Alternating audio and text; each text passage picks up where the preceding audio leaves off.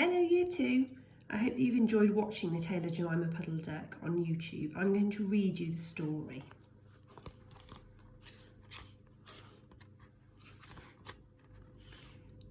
And this was written for Ralph and Betsy. I wonder if she wrote this as a story letter too. What a funny sight it is to see a brood of ducklings with a hen.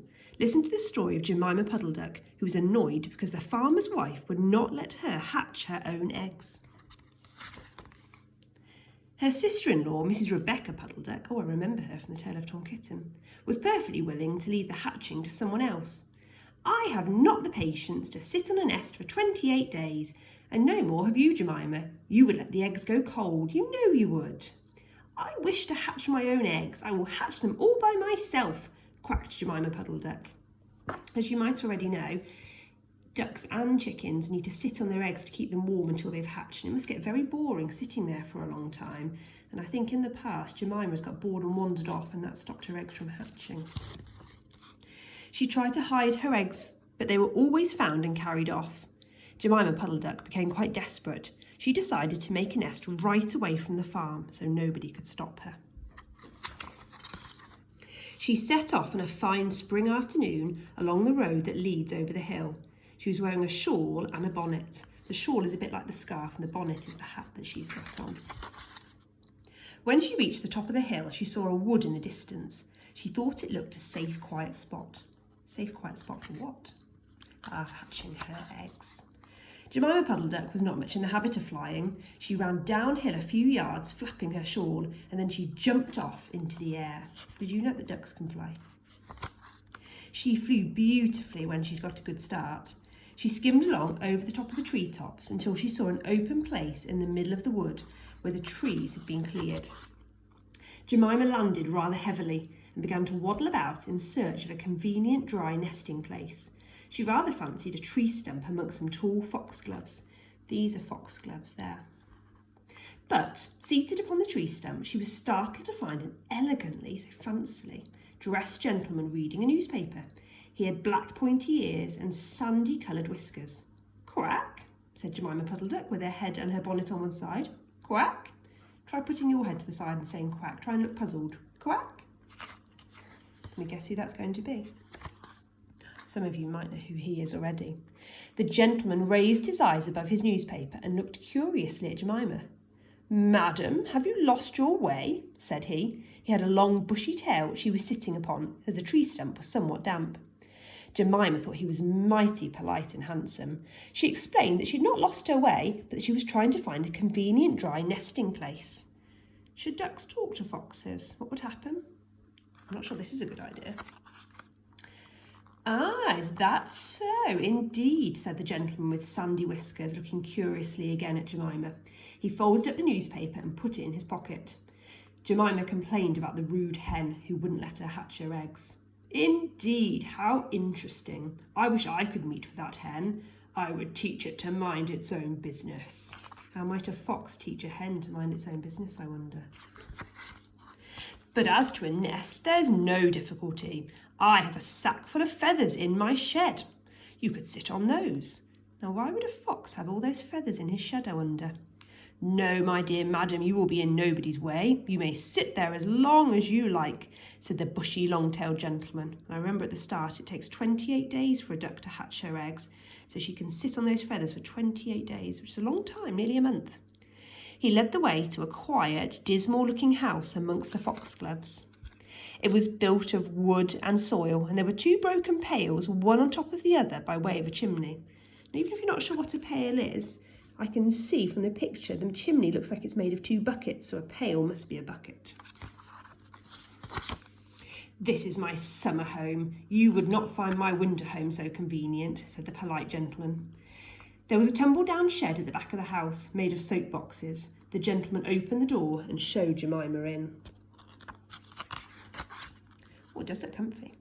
The shed was almost quite full of feathers. It was almost suffocating, but it was comfortable and very soft. Can you see him peeping in?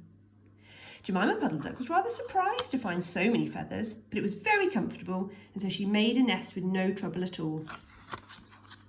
When she came out, the sandy-whiskered gentleman was sitting on a log reading the newspaper. At least he had it out, but he was peeping over the top of it. He was so polite he almost seemed sorry to let Jemima go home for the night. He promised to take great care of her nest until she came back again the next day. He said he loved eggs and ducklings. He should be proud to see a fine nestful in his woodshed. I'm sure foxes do love ducks and ducklings. Jemima Puddleduck came every afternoon. She laid 9 eggs in the nest. They were greeny white and very large. The foxy-whiskered gentleman admired them immensely. He used to turn them over and count them when Jemima was not there. At last, Jemima told him that she intended to begin sitting on them the next day. "And I will bring some corn with me, so I may never leave my nest until the eggs are hatched. They might catch cold," said Jemima. "Madam, I beg you not to trouble yourself with a bag. I will provide oats. But before you commence your sitting, I intend to give you a treat. Let us have a dinner party all to ourselves. May I ask you to bring some herbs from the farm garden to make an omelette? Sage and thyme, mint, 2 onions and some parsley. I will provide lard for the stuff. Oh, not stuffing, I mean for the omelette," said the gentleman with sandy whiskers. Oh, he was about to say stuffing then, which normally you use for roast duck. Jemima Puddleduck wasn't very sensible, and she didn't even realise that the sage, the onions and all the things that she was snipping off in the herb garden are things that are normally used for making roast duck.